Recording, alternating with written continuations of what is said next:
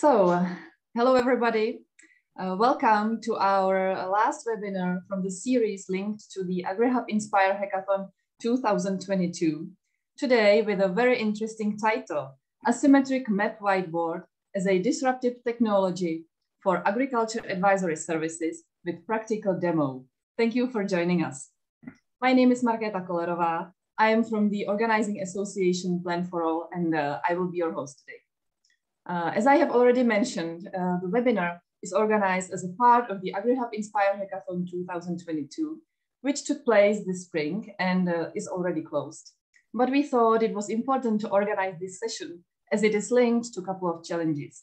So now you can check all the hackathon challenges on the website of Plan for All, and you can also see all videos dedicated to them, as well as a final hackathon event on our YouTube channel.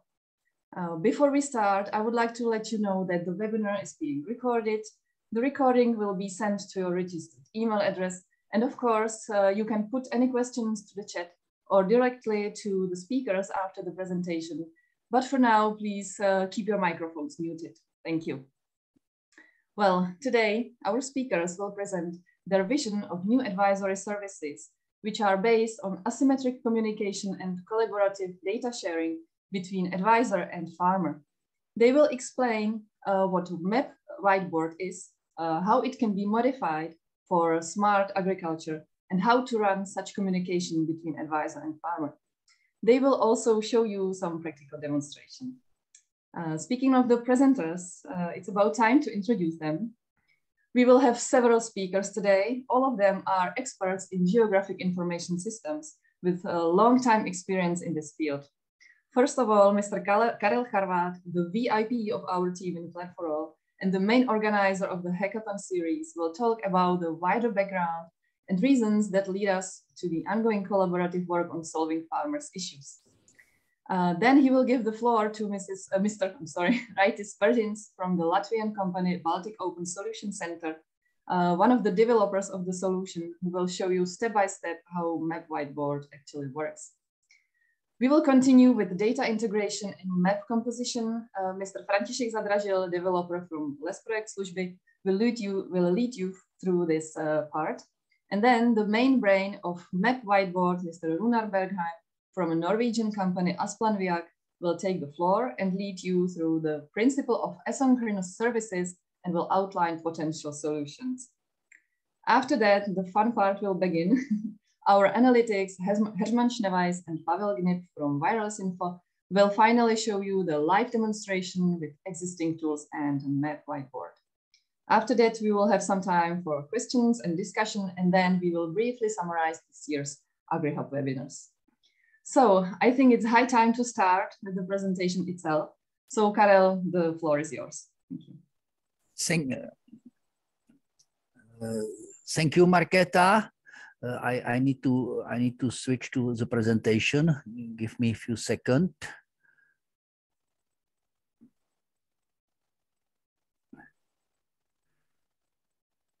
Okay, so my task in this presentation is a little explain the problem. Sorry, I didn't start to share. So sorry, my problem. You see my screen? Yes. We see your screen now. Okay, so my task is a little to explain the problem with agriculture services, with advisory, with usage of Earth observation and other big data, and why probably there are some problem to be much more successful with extending of smart farming, smart agricultural precision farming services. As my part will be focused on the mainly how to move from the data to knowledge or wisdom, yes, and how could be done future farming advisory services. I start a lot of thinking about this topic last year because I am working around agriculture and precision farming services from '94. In this period, there were usually comments that farmers are too old and that they are not ready for this new technology. But last year on 2 conferences in Bologna and Ghent, I heard the same thing. So I start thinking that probably mistake is not on the side of the farmers, but on our side as developers. Yes. In reality, this is a very old image here. It is, I think, from 2006 or 7. It was done by one Danish friend, and it is showing with how many organization has farmer to communicate, yes, and what are different communication obligation. Later, we will go again back to this image in the current situation. But what is important is that not only for farmers, but for all farming community, there is no interest about data. They are interested about knowledge or about wisdom, how they can take their decision. Yes, if we are discussing how farmers can use big data, this is wrong question, because there is necessary to have the services for farmers coming from ICT companies, advisors, analytics, who will be able to transform farmers transfer data to the knowledge and wisdom to be possible use this knowledge for their better decision.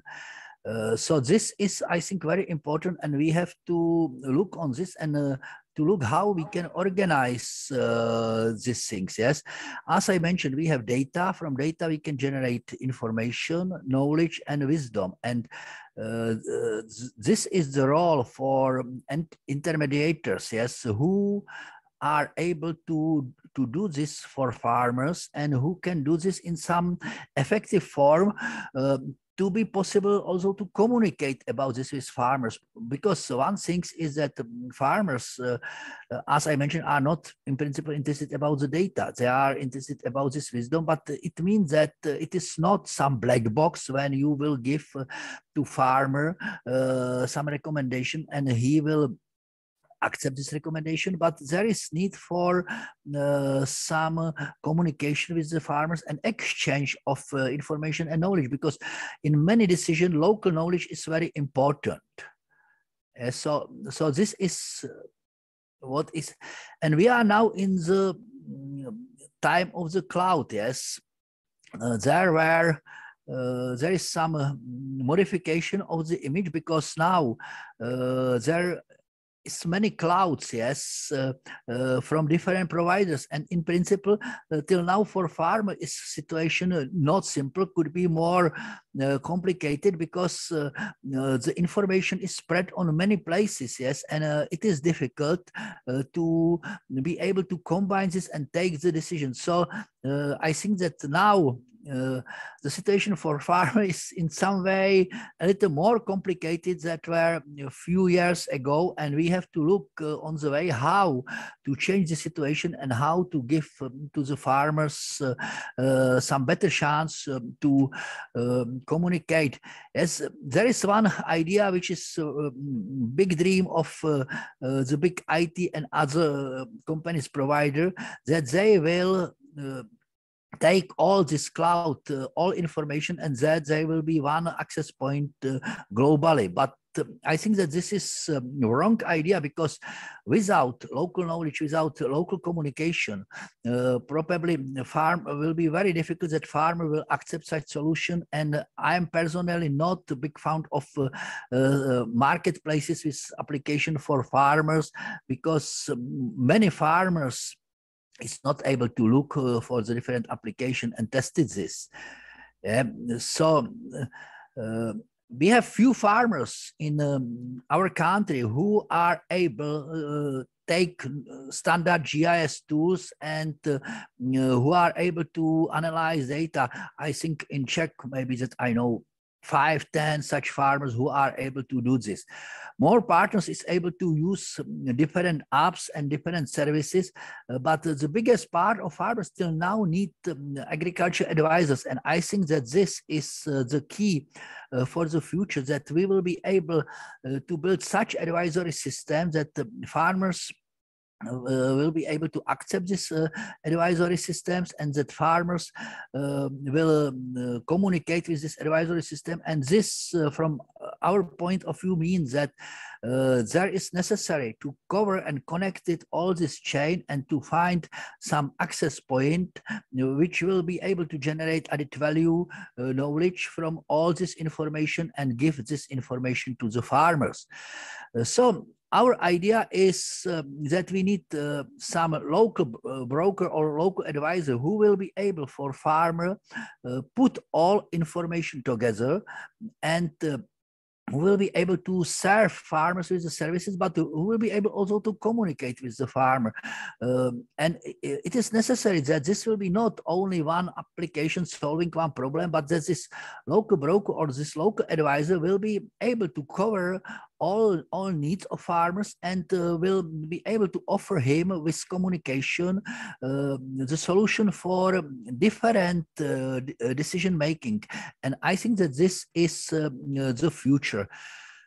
So this was some ideological introduction why we need some new thinking and new type of the services. And I think that now I will stop and I will give floor to my colleague Raitis. And Raitis, you can start make your presentation. Thank you, Karel.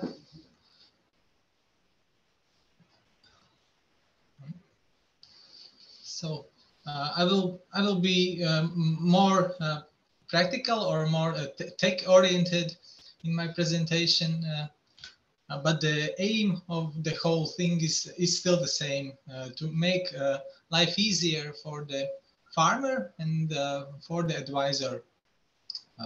We know that it is possible nowadays to create documents together in platforms such as Google Docs or Microsoft Office 365, but currently there exists no large number of platforms where users could easily exchange spatial information. We know that there are some discussions, like physical discussions around the table, around the map, where people are planning different things, like spatial city planning or planning the operations in a farm. But to make it easier, especially in this COVID time and post-COVID era, we would like to create a tool where the users could simply add some spatial layers, draw features, together discuss, but we don't aim to take over the whole teleconferencing industry, but just take a small part in the spatial planning. And so this is how the idea of the whole MapWhiteBoards movement came to be. And we created a tool, mapwhiteboard.net. You can see here the URL where it is accessible, where the people could freely communicate and create maps together. Of course, every user there needs to be authenticated. To make it easier, we provide the possibility to log in with Facebook or Google. And when the user is authenticated, he can see his compositions or maps, in other words. Multiple users can work on the same map together. I will show you how to create a map composition.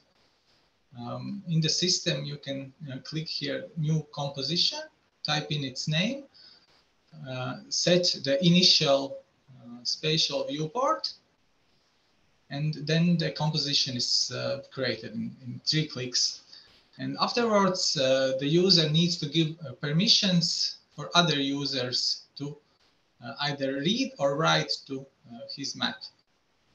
It's possible to share a link where everybody who has the link has either write or read access, or it is possible to list the email addresses or usernames from the users which will participate in this mapping session.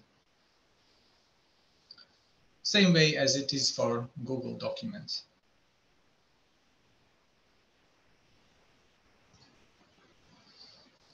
When the users have joined, they can see each other's cursors if they are using computer.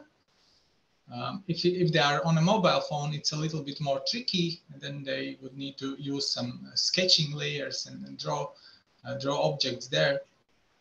But for mouse, it's very convenient and more importantly, fast. The cursors are synchronized almost immediately. It all depends on the network latency. Here you can see two different screens. The users could be on 2 different computers, of course. And if the user can't find his peer or the particular region of the whole Earth where the other users are looking at, then he can go to this panel where all the users currently connected to this composition are listed, and then click on this lookup tool to zoom to that particular user's cursor location. Also here he can see all the activities which are made on this map. Next thing what the users can do is draw. We support drawing in a way like it is in GIS software, where the users choose the layers on which they would like to draw. These can be scratch layers where the drawings are not saved, or they can be vector layers where the features or objects are saved to the database. And for every feature which the users draw, they can set custom attributes. They can define new ones or use the already existing attributes which exist on this layer, and different kinds of values.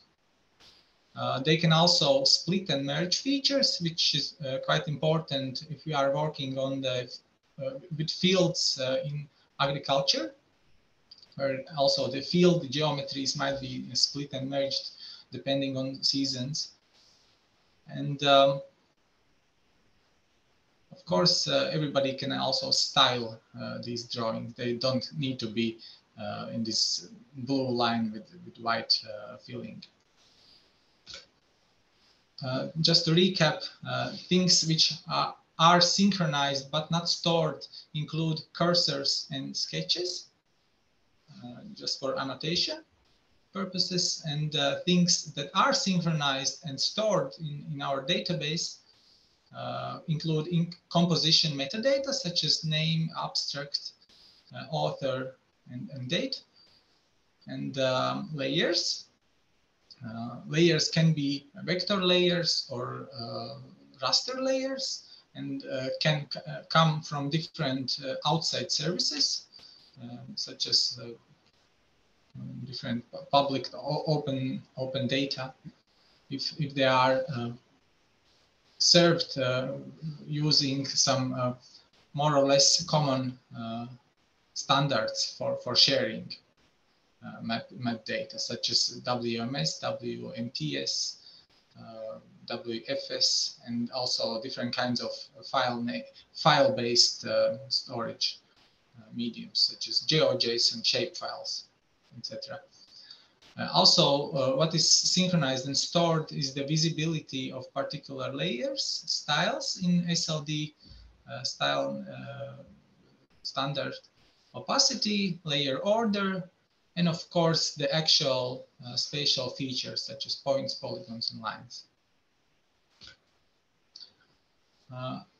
All this software, namely MapWhiteBoard, runs on open technology stack. So no licensing fees are needed for the particular components. For real-time communication, we use WebSockets through Socket.io library. The map is provided by OpenLayers. And for data storage, we use MongoDB, which is performant, fast, and scalable. And it runs on Express.js framework in the backend. And this architecture is composed of three parts. The mapping library, which deals with the synchronization and data exchange between the server and the client-side software. So MapWhiteBoard library itself is quite platform independent. It just takes in vector features or vector data and then sends to the server, and then this message is being broadcasted or propagated to all the clients which currently are connected to this same map.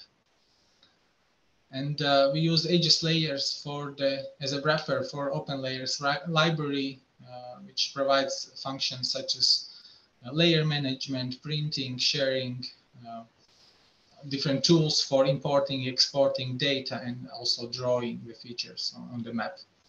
And the MapWhiteBoard server is also running open technologies and receives the spatial data and stores them to database. The server API is publicly available under this address and also documented using OpenAPI or Swagger annotation. And we have already created a plugin for Quantum GIS, which uses this server and displays this real-time map, including the user's cursors and drawing functionalities. So users could draw something on the web-based platform and then display it in Quantum GIS in real time and use it for collaboration. We have also explored different kinds of custom-based solutions. We call them apps because for every use case there might be needed some custom code which can be imported into this MapWhiteBoard platform. But not all users among all the maps would need to share this particular functionality.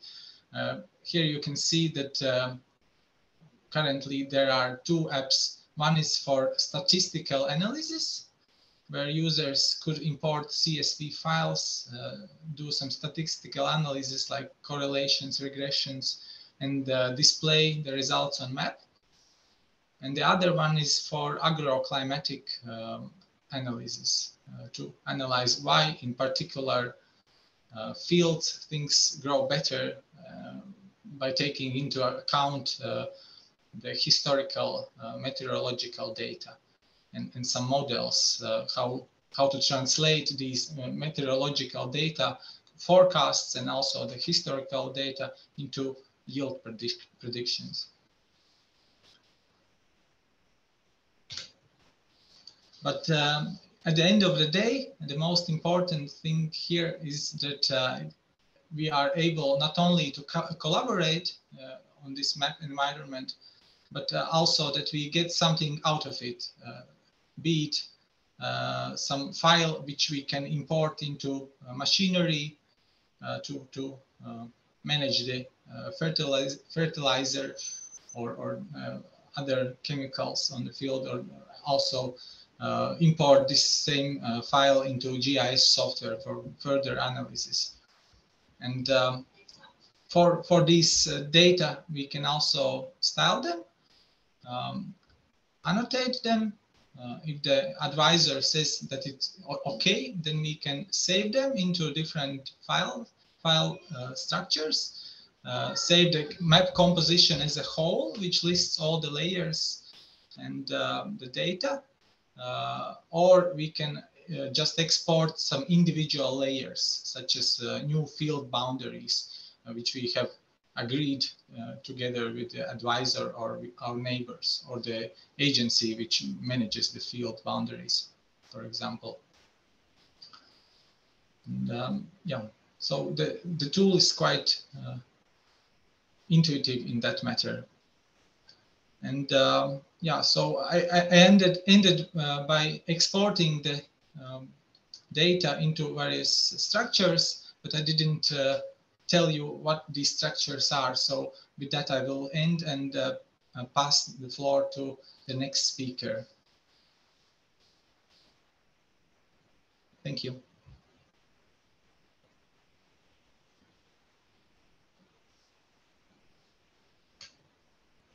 Okay, thank you, Raitis. So let me build on the previous presentation of Raitis and let's present a bit of a theory. Because when we are working with maps, we are working with the terms of map compositions. So that's the format Raitis was mentioning. What is it really, map composition? Well, I believe that anyone can imagine that map composition is composed of a collection of map layers, that it has some metadata, maybe info about the coordinate system, about the author or provider of the data that are used in the map, etc. But to be able to work with those information, we need some standardized format that will describe all of those information. We need some general way how to define the map, how to describe it, to be able to exchange the maps amongst various GIS softwares or map clients, map applications, no matter how those applications can look like, what technologies are they built on. The map definition must still be the same, and that is also the case of MapWhiteBoard, which relies on quick interchange of such map definitions. And that map definition format also must be easily processed when it's used by software tools, and it's also important to have the way how to validate those formats, ideally by some widely used and standard way of validation, so we can guarantee that any application will be able to read any map definition that was exported from other sources. When we were looking for such definition years ago, we found an inspiration in the OGC standards. Those were Web Map Context and its more powerful successor, OGC Web Service Context. Whereas the former was closely related to only WMS, and so was able to describe only those kind of map services. The latter extended the so-called map context for services beyond the WMS. And it also provided some more ways how to encode the technologies, encode the documents. So we built our way of describing the maps on those, and we call it simply map composition definition. It's encoded in JSON format to comply with the latest technologies, and GeoJSON format, and it allows us to describe a map in an efficient manner. It describes the complete map content, its layers, groups of layers, map projection, metadata, and it has been used by some of the open source projects like Layman Publishing Server. But first of all, it was adapted by HS Layers framework, which our maps are built on, and which also MapWhiteBoard is built on. So when the map format definition was needed to synchronize maps data for whiteboard, map compositions were the natural choice for us. I have mentioned that any map definition should be validatable. XML documents, if you are familiar with XML, they use so-called XML definition schemas or XSDs, and that is also the case for the mentioned OGC standards. And for GeoJSON or JSON format, there is a similar way called JSON schema. If you check the link on this slide, that is actually the link to the version repository of map composition schema. So that is the one definition of how the map composition should look like and what rules must it obey. So if you are interested in this topic, please visit the page and check the current state of it. It's open for ideas or improvements. I might finish with opening this and you can see that the schema is right here, so you can browse through it and find out what really is hidden there. And I believe now it's Runar's time. Yes, I shall make an attempt at least. Okay. So, are you all able to see my screen? Yes. Okay, very good. So. Well, we see František's one till he ends it. Okay. So in such case, František should stop sharing and see if mine pops to the front. Perfect. Okay, very good. So, ladies and gentlemen, thank you very much for being allowed time on this agenda here. Now, Karel, he introduced the problem. Raitis, he introduced the technology that we have proposed to form a part of the solution to this thing. František showed how map compositions are essential as a transport for sharing maps in real time. And now my task before we do the demonstration is to try and see how can these three things be brought together into a new type of agricultural advisory service that uses this to make life easier somehow for the farmer instead of just adding further complexity. So my section is called the MapWhiteBoard Smart Farming Advisory Service. So what we wish to accomplish, and this is a little bit important because everybody has different agendas in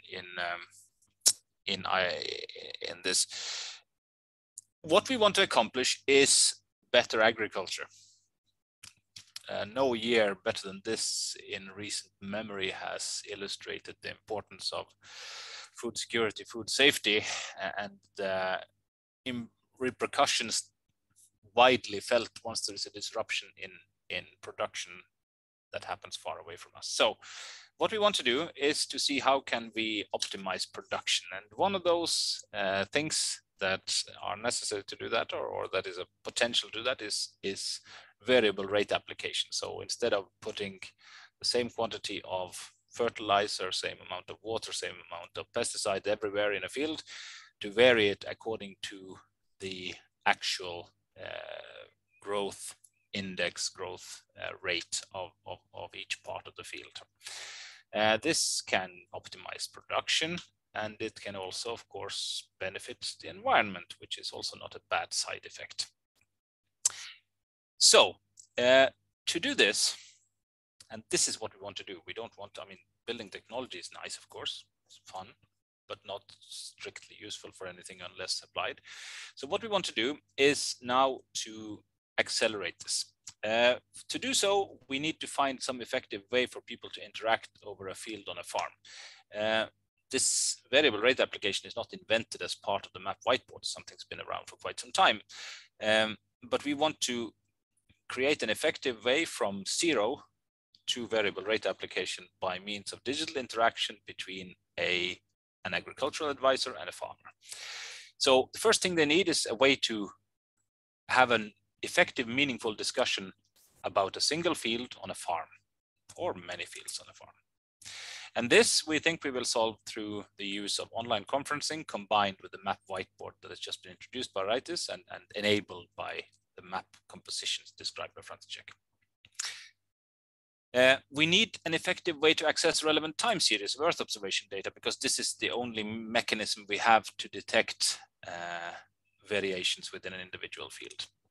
Now, this is a big work because a lot of money have been poured into data infrastructure. So we have a lot of data, no shortage of data. In fact, so much data that you are in awe by looking at it. So the establishment of some reusable data ingestion pipelines that automatically identifies data for the relevant farms, extracts them, determines that the farm is not covered in clouds in all of these images, and deriving the necessary indices and so on.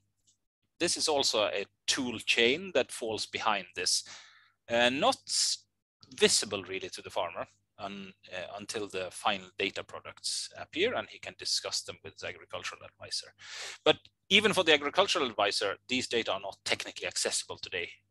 They are theoretically accessible, but in practice, the complexity of attaining them and the time involved doesn't scale to the level of an individual advisor being able to offer meaningful advice to a single farmer without incurring enormous cost. So these pipelines are useful. We then need to have some effective way to conduct advanced analysis. This we believe best solved through expert tools that then again are integrated with the MapWhiteBoard, because it's not necessarily that the MapWhiteBoard should implement all analysis models in the world, but they should be able to share the results of them so that you can discuss the results and have a meaningful dialogue over that. And finally, we need some effective way to put these advice into action. So the service that we propose starts from zero, but at the end of it, it should output data that are directly useful as input to control smart farming equipment, or that can power a smartphone app that will allow farmers without smart farming, precision farming equipment to do semi-automatic smart farming by means of monitoring where they are using the location sensor on a smartphone app and apply variable rates manually. So the service delivery framework we have set up then, as described in one past project proposal that we wrote, looks like this. So we want to bring together a service framework that connects all these EU-wide data infrastructures and Earth observation experts who build analysis models to derive vegetation indices and other multispectral analysis on remote sensing data. We want to bring together that with people who produce in-field, in-situ sensors that can then furthermore be used to improve the models, improve the data foundation for developing models. We want to bring this together, offer those things as a software as a service element to agricultural advisor, and use the MapWhiteBoard as a sharing mechanism for effective dialogue between the agricultural advisor and the farmer. Now, to do that, we have to look at how farmers and agricultural advisors interact. And of course, Karel came up with this illustration photo. I don't know if there's actually any farmers in this picture, but there is at least a lot of people who have put effort and time into trying to understand and do something good within farming. But the principal message which I'll underline from Karel's message is that it's not possible to fully digitize this process or digitalize this process. Based on the available methods today, you cannot ask a computer to say what's best to do in a field and leave this computer to tell you the ultimate answer, 42. This computer will have to be fed with information that is the integral of some preliminary analysis and detailed local knowledge supplied by the farmer. That means that we need to enable some sort of exchange, a dialogue, an effective dialogue between the farmer and advisor. Now, until fairly recently, the traditional means of having such interactions was always physical meetings. But one of the few positive aspects, or I don't know if it can really be called positive, but one of the parallel consequences of this pandemic that we've just been through, I speak as if it was over, this pandemic that we are within, is that online conferencing has gained an exceptionally much wider acceptance, both by people who were very much pro and people who were very much against. This has become a very, very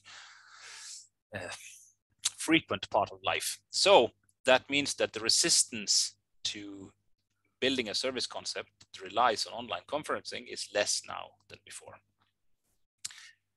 But online conferencing doesn't offer everything from this meeting room experience. And when you are working with a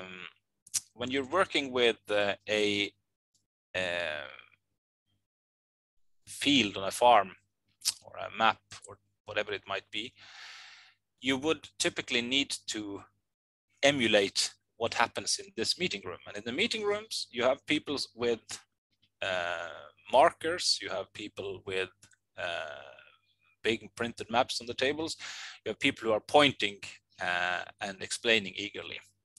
Now, this is where we think that the map whiteboard emulates that situation, allowing people to have an effective interaction without being physically over this map manuscript that is marked and annotated. The map whiteboard technology then puts this map online and makes it accessible from within a conference. This was not where I wanted to go now, but okay, let us see if I maybe need to. This thing is a little bit go to slide. Isn't there such a thing as a go to slide? Okay, I will go to slide manually then.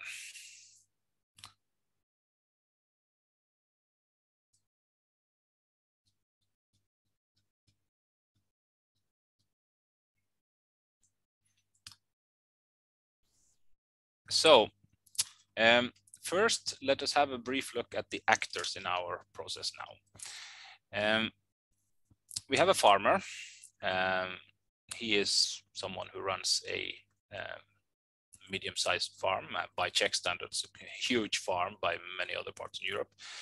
He grows a selection of crops and employs 5 people in his farm. He has an agricultural advisor at the other end of this interaction. He works an independent advisor on a time basis, and his professional specialization, as we would like it to be, of course, is agronomy. But given the times we live in, he has been forced also to become a sophisticated user of data science tools, GIS and remote sensing data, because these are the data sources and technologies you are forced to work with if you are going to give any meaningful advice on variable rate application and smart farming. So this is the sort of interaction, the ends of our interaction. Now, second, what is it that we're actually trying to accomplish? The analysis that we have to do vary a great deal depending on our objective. In the use case that I mean, to be able to assess the process, we have to imagine a concise use case. So farmers generally want to wish to optimize their profit. I mean, like anyone reasonable person, this must be at the forefront of everyone's mind who don't want to starve to death. So this might be done in several ways. One is to optimize the production. One is to have higher yield. One is to have a production, change the type of production to do something that is more profitable. And another thing is to save on the inputs, so reduce the reliance on agricultural supplies. So in our case, we imagine now maybe that there's someone who wished to reduce his consumption of fertilizer. The side effect of this, and that's sort of the effect of policy, is that if policies are well designed, what is profitable for the farmer to do is also good for the environment. So incidentally, even though the objective of the farmer is to optimize their profit, this incidentally also leads to reduced environmental externalities. So we would have less negative environmental impacts.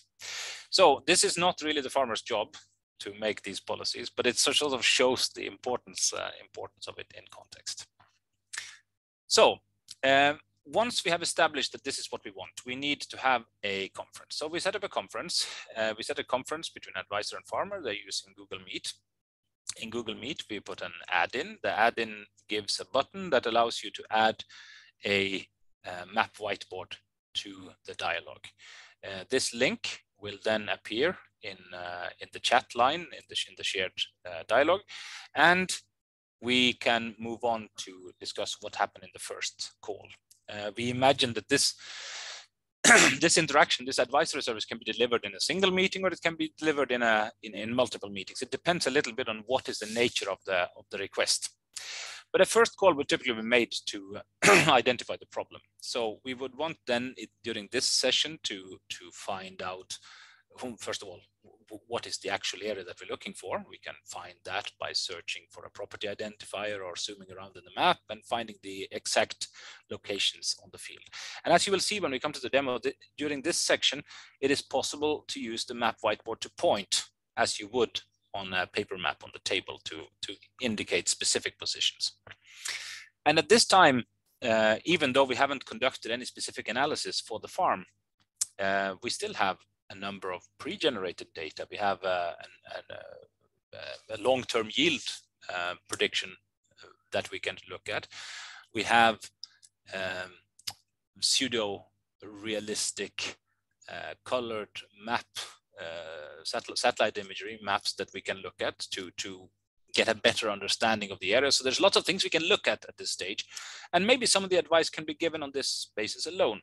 But we believe then after this initial first call, it is necessary to move on to allow the advisor to work. And there is where this concept of asymmetry come in. It's a little bit of a roundabout and complicated way to describe something.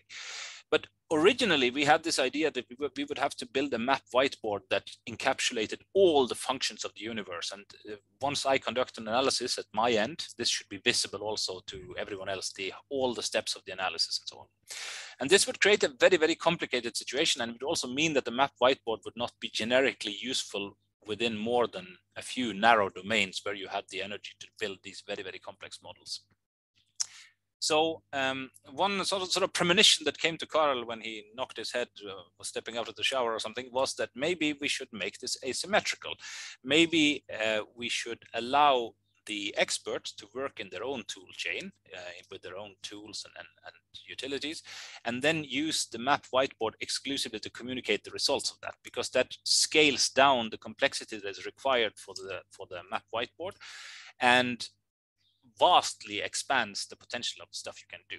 So between this first and the second call, between the farmer and the agricultural advisor, we imagine that the agricultural advisor goes back to his own tools and conducts some analysis.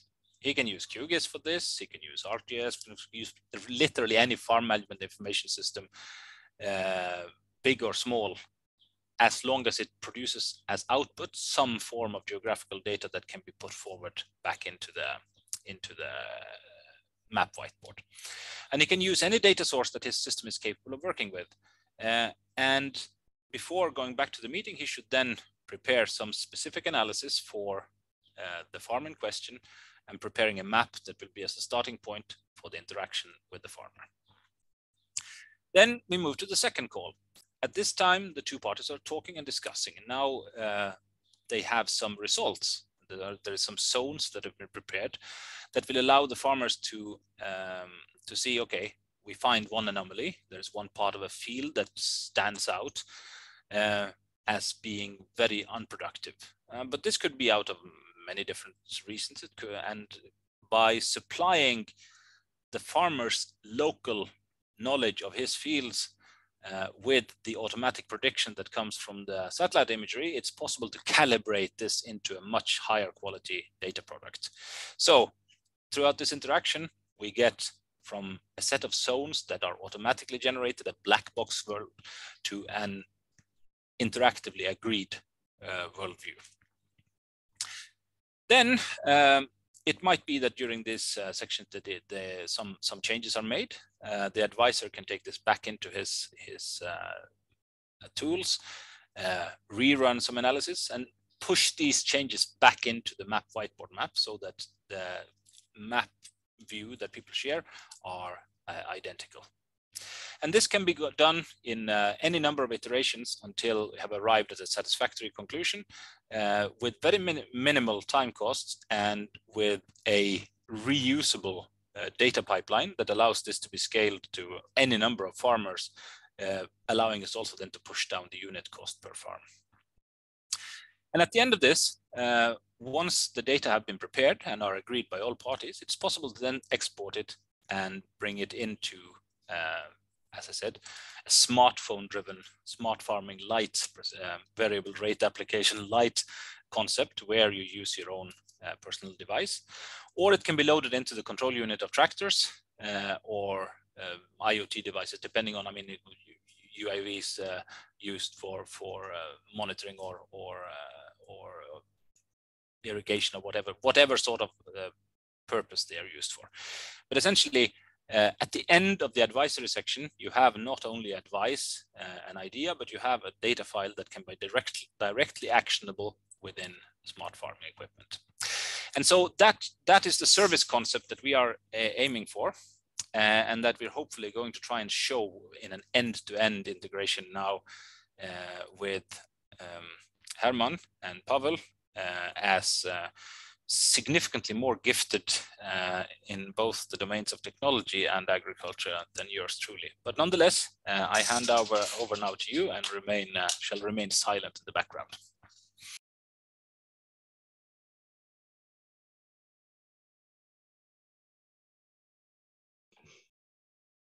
Perfect. So let's imagine I'm agricultural professional and advisor, and we will show you a demonstration how such a consultancy could realize.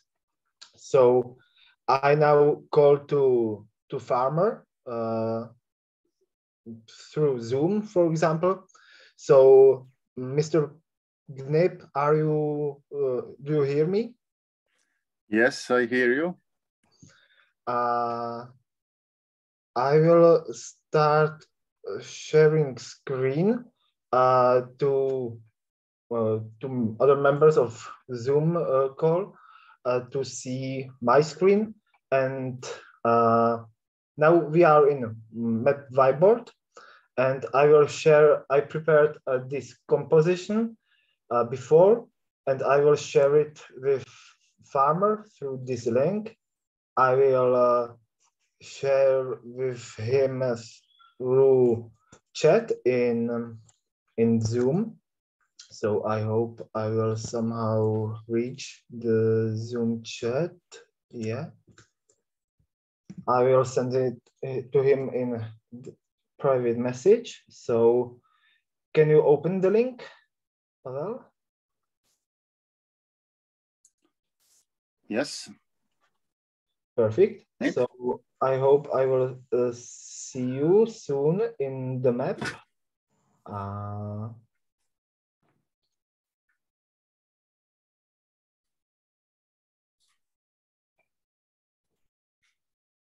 Are you in the map? Yes, I am on the map. Mm-hmm. Yeah. Now I finally see your name and position of your cursor. So I can I prepared your fields. This should be your fields if it is correct. Yes. Right? Perfect. So how can I help you, or what will we do? So I would like to focus a little bit on this field. Mm-hmm. And I would like to create a variable rate application map for potash fertilizer, which I will apply, or I plan to apply it in the middle of September. Okay, perfect. So maybe firstly I can show you some layers which can help us with decision making. Okay. Well, I have here a soil map. Here you can see the field is in the border of 3 soil types. Yes. Or 4, actually. And if we look at how deep is soil, we see there is no heterogeneity, so that's okay. And then we can also look at exposition of the field, and yeah, we now see that the field is divided into 2 expositions. So that's just for our information. Is there something else you would like to see? Just go straight to common situation, calculation of some satellite imagery, what we have available right now from 14 days. I have here satellite images. I have a time series from March till this date. I know that 12th of June was quite sunny weather, so there are no clouds. So we see that we can use this image for further analysis, and we see that there is some variability in the field, that this part of field is more greener than the second part. And we can probably use this image to see other vegetation indices. So I will show you NDVI index. Yes, we also see NDVI is a vegetation index that shows you about density and how healthy the vegetation or the crop is. So the red parts are not vegetation, and the more blue and green the pixels are, the healthier the vegetation is. So we also see that it will be good to use some variable rate, that the field is not homogeneous. Okay. We can also compare it with other indices. I just can show you that EVI index is ready to use here, but it usually corresponds with NDVI index. So basically, it is in this case it says the same. And we also have radar vegetation in this index, and it is used in the case there are no good images from optical satellites like NDVR or EVI. So when there is a longer period of cloudy images, we can use this index to use because it doesn't. It uses radar signal which penetrates the clouds. But now we have enough of better sources of data. So I can calculate zones based on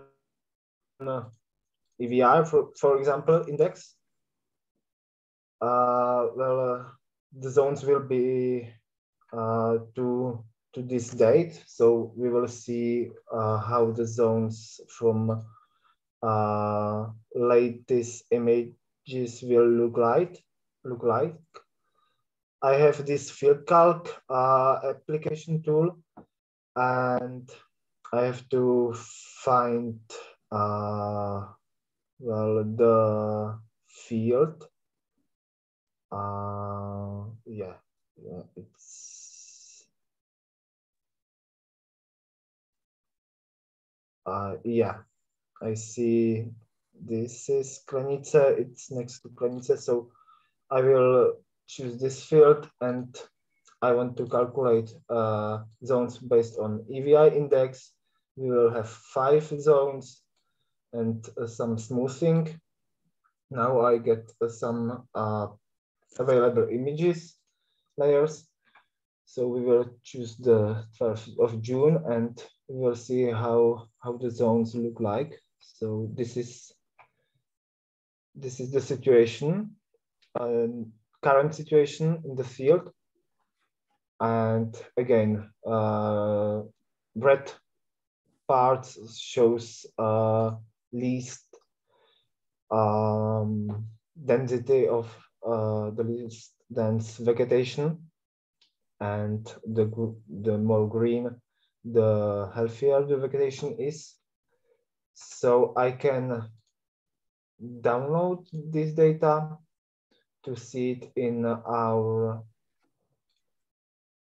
MapWhiteBoard, and I will upload it here, that you could also see it. I have to find it. Yes, should be, and I will also add the visualization. So yeah, yeah, I see you are here. So yes, I am. It corresponds to the real estate. Yes. Reality. Yeah. So yeah, that is one possibility to do variable rate application based on current state. Okay, this is the current state for with a different crop, and I would like to plan some other crop for next year. So I would like to put the fertilizer on the full time. So please can take some longer of the analysis. Yeah, I understand. Yeah, I have here this management zones layer. It is taken from history of 8 years, and it compares the yield in different zones within the fields. It's relative values, so that means that it is not connected with a specific crop, and it just says that this average zone has average yield, and that this better zones usually have better yields, and it's divided by 10%. So when at these zones the yield is 100%, then in this zone it has 110%, and this usually average of 8 years is 120% yield in with any crop. It doesn't matter if that wheat or rapeseed is in the field. Yep. The field usually behaves similar with different crops. Okay, it looks very close to my experience, and also we take the first layer when was the soil types, and it looks that we can go for these eight years management zones created, and let's take it as a basic and just decide it's 300 kilos for 100% zone. Okay. According to a percentage. Okay, I will do rate for this year. So you said you want 300 kilos of potash here, and in this better zones. So if we do the linear, we will get a rate of 330 kilos of potash. In this best area, it gives us 360, and in the worst zones, we can put less fertilizer to save some.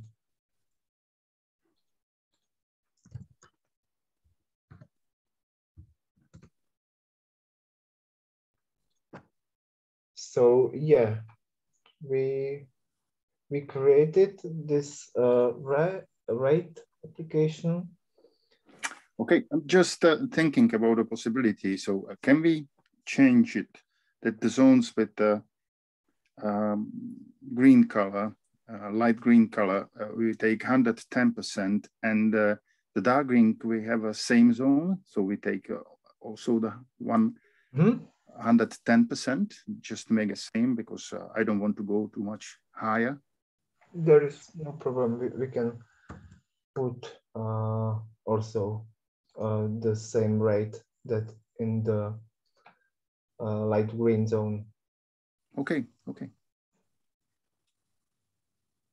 Perfect. So I can then, if you are fine with the prescription map. Yes, yes, I'm okay with, and then we can decide it for every the same way we can decide it these description maps for every sugar beet plan field for the next year. Mm-hmm.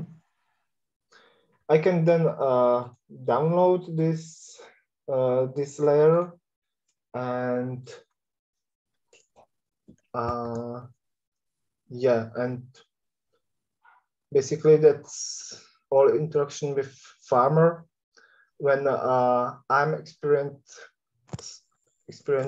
in QGIS, I can put the management zones in QGIS, and I hope it will work. Yeah, we did this field. I can also put there some symbology, but yeah, it's basically not topic of this call. I would also need to give there some color ramp, and yeah, and then as Runar said, it's possible to send it to QField Cloud. I can create there a new project, send this one specific field or all fields to QField Cloud, and then we have this variable rate application. Well, variable application rate app, which is with mobile smartphones, and this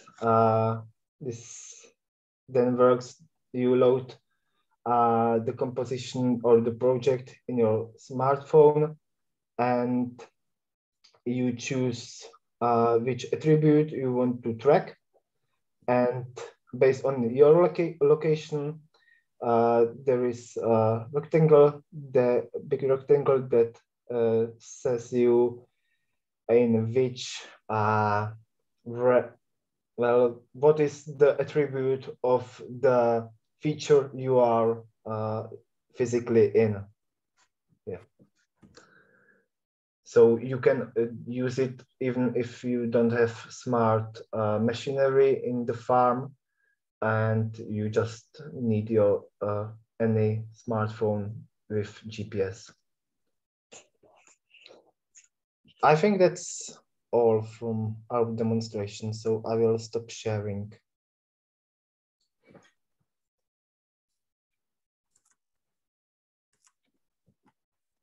And if I'm right, now is the discussion part, or Marketa? Yes, you're right. Karel, would you like to lead the discussion? Okay, I can try. So at the beginning, I would like ask anybody if there is some question from the people from this our short demonstration. You can ask or you can write to the chat.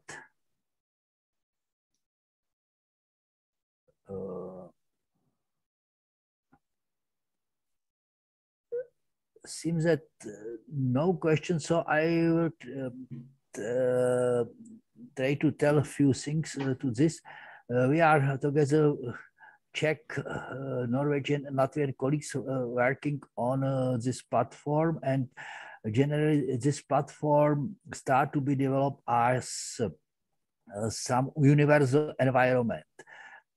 Today we were focused on some agricultural services, and of course it was some first prototyping which we designed during the hackathon, but our idea is to continue in this development, and our idea is also to cooperate with advisory research organization to move this type of solution to the life, because we believe that it is necessary for the future to work in a much more collaborative way than was till now, and this we see as some potential instrument.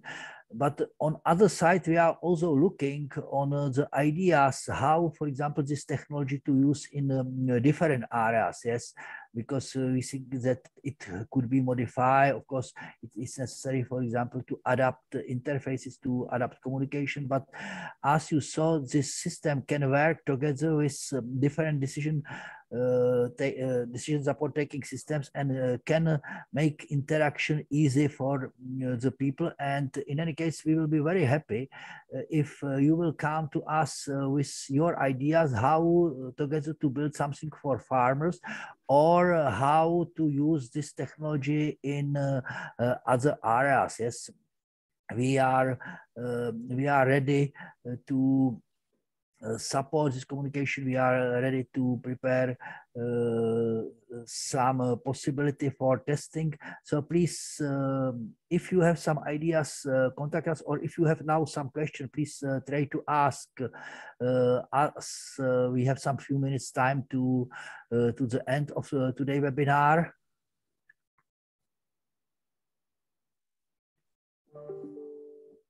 So it seems that no question. Franta, you would like to tell something, or no?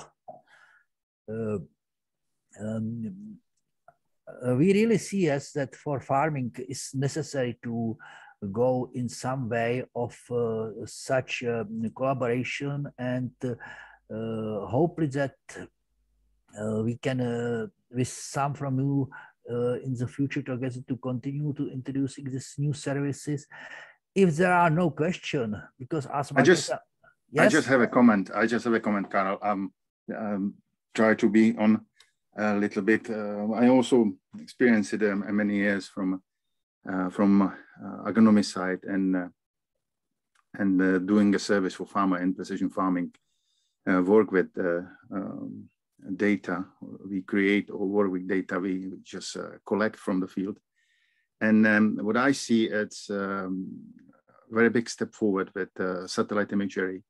And if we have a available satellite imagery almost in every time right now, in almost every location in the countries in Europe, it's very good. And it was actually a dream of every agronomist of the big fields, big farms, or even small farms or big farms, that they like to see the situation in the spring when everything start to grow, or how was the drilling and how is the situation. Almost every 2-3 days they are on the field, and they would like to see how it looks like from the let's say from aircraft position. So if we bring these maps and try to explain how the crop is going forward, and including with some weather condition and rainfall and some other things, so we can create a step by step and offer to farmer how the situation is on the field. Because sometimes it's very good to have ATS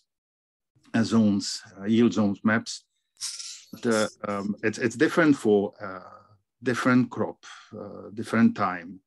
And what I was thinking also that we create for farmer, for example, or service company create for farmers, this percentage map, and the farmer already can use it, this percentage, and just decide it in the time he's on the field. And he has something pre-calculated, but the latest decision is done on the field. So what exactly happened on the field, and then he needs to continue with.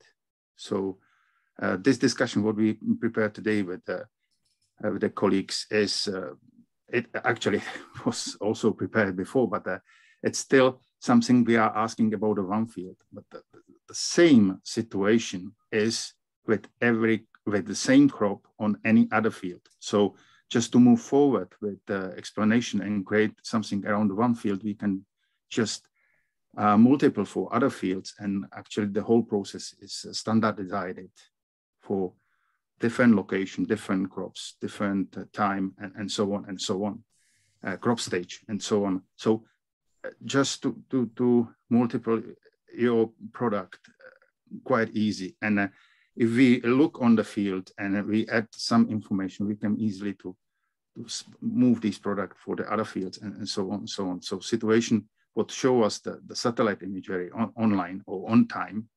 It's very good and important for the farmers. So I think very big space to work on cooperation, because as you said before, the farmer has, mainly of farmers has no possibility to look imagery and do it some growing time schedule or whatever. So this is the tools the service company has to bring, or some advisory company has to bring together with scientists or some others. Universities, it's also a very good place to cooperate. So this is just a comment to this, maybe for next development, or maybe just to place the situation. I think you're right, and I think this is it's a small part of a big canvas to sort out this. But I must say, I come from a country where farms are ridiculously much smaller than the Czech Republic, and until now, the domain of smart farming, even though it could have an application on relatively modest farms and have a positive both environmental and production benefit, it has been the domain of the very, very, very big ones. And I think, as you say, that sort of this small but incremental progress towards making this available in a much less demanding way opens up for an explosive growth in the usage of this among people who have now been excluded on the count of their lack of financial capacity, lack of time, lack of ability to invest the amount of effort that is required to get into a fairly complex domain. So, but I think all your extensions are sound like things that must be done and that should be done as we move forward. Okay, so I think that were very nice closing words. Thank you, Runar, and thank you, Pavel. So again, I would like to say thank you to all our presenters, to Karel, Runar, Raitis, František, Herman, and Pavel for all their contributions. Of course, many thanks to all of you around the team in Plan for All and Wireless Info, mainly to Šárka Horáková, who managed to put all the technical necessities around the webinars all together. Thank you, Šárka, for all your support. And let's get back to the webinar series again. I would like to briefly summarize the journey of the Spring 2022 Agrihub series. So let me share my screen. Okay. So Yeah, so we started in April, and we were able to organize 7 webinars that were closely linked to the challenges of the Agrihub Inspire Hackathon 2022. We have also organized several separate training sessions for specific audiences, like, for example, Smart Agrihub trainings for African target group. Except from that, the challenges, each challenge actually was assigned to deliver a final video report, which you can now see on our YouTube channel. You can also check the final ceremony of the hackathon, where 3 winning challenges were presented and awarded. All of this, as I said, happened during April and May of this year, and today, of course. So you have to admit that our team has done an extensive amount of work. Thank you all for that. So, and of course, the biggest thanks goes to you, our audience, for your patience, enthusiasm, and support, which makes the work of our team worthy. So thank you, follow us, and see you soon at the next series. Thank you. Thank you. Goodbye. Thank you, Marketa. Thank you, Karel, and all presenters. Thank you, bye. Yes, that should also, of course, be said. Thank you very much, Marketa. Thank you very much, Shaka. These things would be a complete and unmitigated disaster were it not for your efforts. So to the real VIPs, the best of continued afternoons to you all. Thanks you. Bye. Thank you, everybody. Bye-bye. Bye-bye. Bye from Bujumbura. Marcos. It's this good meeting. Have a good time.